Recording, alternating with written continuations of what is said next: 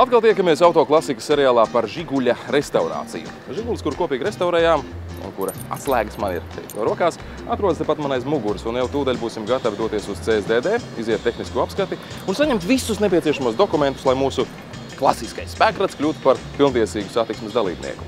Taču vēl mirklīti pacietības. Pirms pašas apskates pavaicāsim dažiem tepat satiktiem cilvēkiem, kas tad viņuprāt ir Žigulis.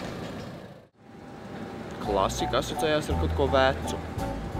Vecu, bet labi saglabātu. Jā, tā kā mans auto arī ir vecs un labi saglabāts.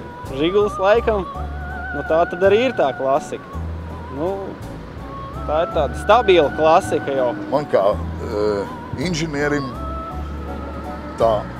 kas attiecās uz automašīnām, tad jau klasika, tad pakaļējo riteņu piedziņa, motors priekšā, dažiem bija arī aizmugurē, kā piemēram Zaporožicam.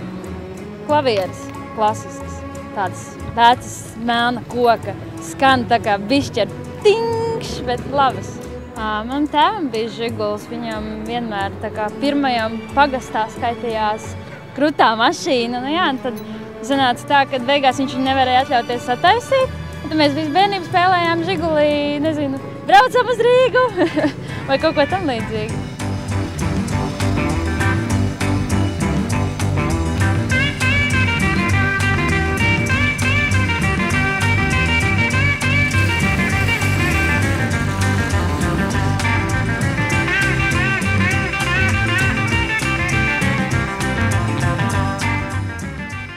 Žiguļiem tagad zinām gandrīz visu, bet mūsu Žigulis, jeb baltais bērītis, kuru draugi sauc par plombīru, kā jūs to esat nodēvējuši, ir gatavs doties uz tehnisko apskati. Tas brīdis ir klāt.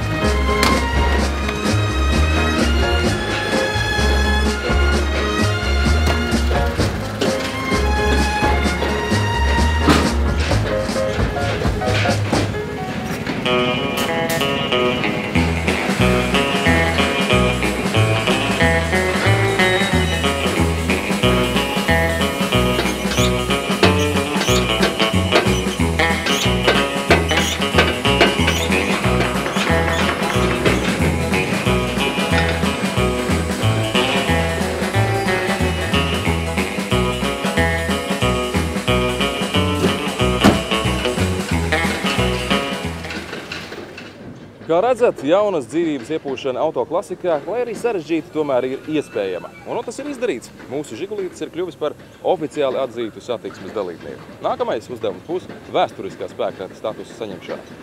Vairāk informācijas joprojām meklējiet www.draugiem.lv autoklasika. Par klasiskām vērtībām informēja Rūsas Kritis.